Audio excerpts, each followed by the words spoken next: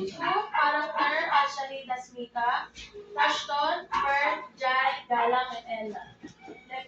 Left language, Galang, Tagalog, Jai, Ilongga, Bert, Bisaya, Ella, Tagalog, Ashton, Maguindanao, Ashley, Maguindanao.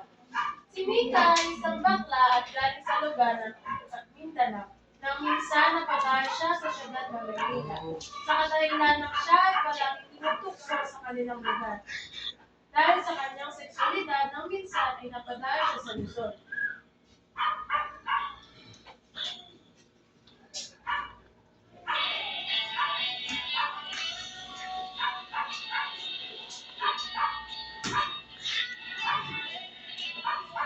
Hi, Pogi. Saan dito yung daan tsaka yung papuntang Maynila? Sino kang bakla ka? Grabe ka naman sa akin, kuya. Huwag kang lang lumapit sa kadiri ito. Dun ka. Grabe ka naman. Bago lang po ako dito, baka kasi maligaw ako.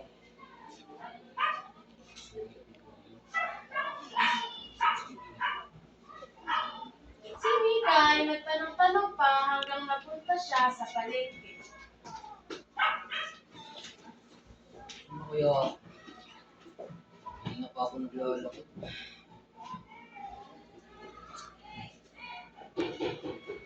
Ate! Grabe naman po kayo. Gulat ka naman? Pinapamamong talakabayo. Sakit mo ng salita. Nalipusin pa ako sa'yo. Ano ba yun? Tatanong lang naman po ako kung saan yung daan mo sa Maynila. Dumi lang pala. Dumi ko dito sa tamay nila. Kaya ate, thank you. Tumungo na si Mika sa sakayan papuntang Maynila at sumakay na sa jeep. Sa jeep ay pinagtitinginan si Mika baka sa kanilang mukha ang panglalay. Mahina man ang kanilang boses ay naririnig pa rito ni Mika at masasaktan ito sa mga sinasabi sa kanya. Sa manay bakla, hindi naman ito ang sukat para lait-laitin siya. Nagtawag ng bakla, uy. Bakit ka ang pangay ka po? Kabaga, ano? Ay, nagtakay. Sikat ng bigla. Nang makarating na sa babaan, si Mika, hinanap niya ang bahay ng kanyang kaibigan na si Gala. Nang makarating si Mika sa bahay ni Gala, ang kaharap nito.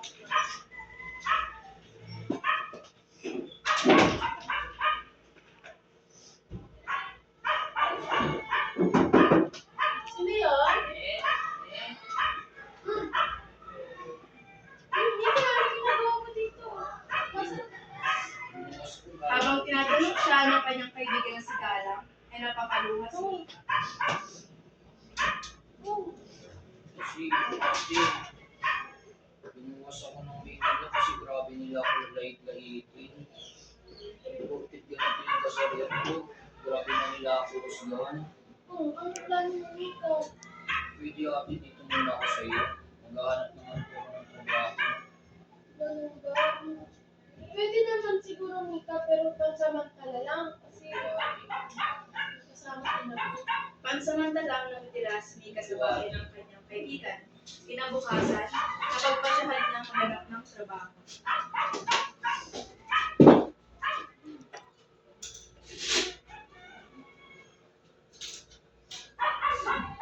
Ate, alis ko muna ako. Maghahanap ako ng trabaho. Sige, Mika ba na? Ingat! Bye-bye po. Habang naglalakad-lakad si Mika at naghahanap ng trabaho, napadaan siya sa parlor at nagkataon na naghahanap sila ng pwedeng magtrabaho sa kanilang parlor. Kaya agad-agad na pumasok at nag-apply si Mika. Morning, ma'am. Pwede mo mag-apply ng trabaho? Pwede na, ang makakante lang, wireless na carbon na lang. Kahit anong pwede ako. Sige, magkakaroon buwas mo, hindi na kayo ng ID card. ID card, document. Sige, ate. Thank you po. Masayang-masaya si Mika dahil natanggap agad siya sa trabaho. Agad siyang umuwi at binalik sa kanyang kaibigan. Ate! Ano yun, Mika? Ang Matanggap saya-saya na po ka. sa trabaho. Start ko na Buti na po. bukas. Kinabukasan, masayang-masaya si Mika. Nag-aayos at kumakanta sa kanilang lengwa. Naglalagay siya ng makeup sa kanyang mukha.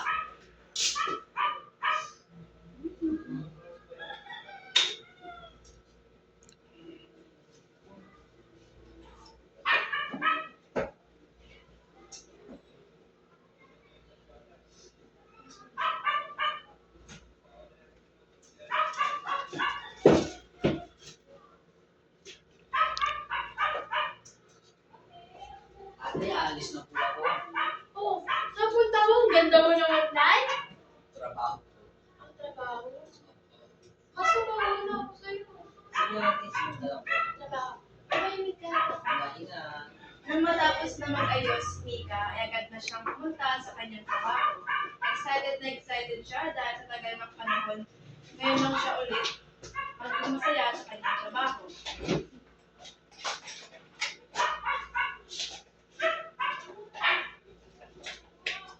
Morning po. Magandang umaga. Teka, ikaw yung nakita ko nung isang araw ah. Ikaw na naman, ginagawa mo dito. Talaga bang sinusundan mo ako kahit saan? Uy, huwag ka. Dito ako magtatrabaho, no? Nagtrabaho dito. At teka, ikaw, katrabaho ko. Oo, bakit? Yak. Ayaw mo na araw-araw mo ako nakikita. Baka mamaingal ka sa akin.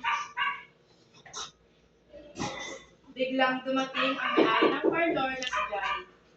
Morning, ma'am. Good morning, ma'am. Ako pagpapos ang imong mga ka. No, ma'am. Thank you.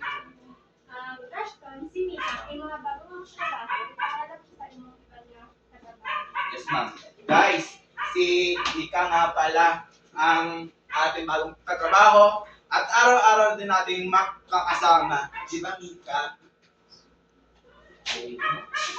Makalipas ang ilang araw at naging malapit si Mika sa lahat ng katrabaho niya. At naging paborito siya ng may-ari ng parlor na si Jai. Dahil magaling ito at lahat ng customer niya ay bumabalik dahil ay gusto ng service sa kanyang mga customer. Good morning, madam. Halos linggo-linggo ka na po bumabalik dito ah. Bakit mo gagawin mo good? Tanawa ng buko? Hindi naman, ma'am. Upo ka na po para masimulan na po namin. Ano po bang ipapagawa niyo ngayon, ma'am? Riband lang. Ah, sige, ma'am. Kat, moral lesson. Huwag ka padadaig ano man ang sinasabi sa iyo ng mga tao. Ano man ang sexualidad mo, hindi to hadlang para hindi ka mangarap na maginhawang buhay. Hindi dapat maging hadlang ang mga panunokso sa iyo para hindi ka magkaroon ng sariling paniniwala at mapayapang buhay. Mensahe. Maraming salamat po sa pakikinig at panonood ng aming acting. Sana napasaya po namin kayo. Ang pinapakita po namin sa dalawang storya na aming ginawa ay ang pagkokomunikasyon ng iba't ibang lingwahe. Ang bawat storya ay may nakapalaman at nakapupulutang aral, katulad ng sa unang istorya, patungkol sa dalawang mag-aaral na gumagawa lang ng activity at ang kanyang isang kaibigan na si Pearl ay hiniram ang cellphone niya at nasira. Ang pinapakita po namin dito ay bilang bata o estudyante, iwasan natin manghiram-hiram ng mga gamit dahil ano man ang nangyari dito ay sa ating magsisi. Sa ikalawang storya naman ay ang magkakaroon ng iba't ibang sexualidad. Ipinapakita namin dito ang iba't ibang pakikitungo ng iba't ibang tao sa ibang sexualidad. Katulad ng gay o bakla, ang tingin sa kanila ng mga tao ay madumi o nakakadiri. Ngunit wala naman talaga silang ginagawa. Masyado silang nakakadlangan ng mga tao at nahuhusgahan dahil sa kanilang kasarian. Sa ating storya, si Mika ay hindi nagpahadlang sa mga sinasabi sa kanya. Kung gayon, lumayo na lang siya at namuhay na malayo sa mga nanunukso sa kanya. Ganun pa rin ay may ilan pa rin nanunukso sa kanya. Ngunit, pinili niya pa rin mamuhay at magtrabaho para sa kinabukasan niya. Ipinapakita dito na anuman ang kasarian ay hindi dapat sumuko sa buhay. Ang komunikasyon ay mahalaga din sa atin upang maunawaan ang bawat isang tao sa mundo. Iba't iba mang lengguwahe ang ating gamit, ay magkakaintindihan pa rin ang bawat tao. Dito rin napasok sa atin ang kaalaman sa kanilang mga kultura at mauunawaan natin ang bawat isa sa pagkakaroon ng magandang ugnayan sa isa't isa.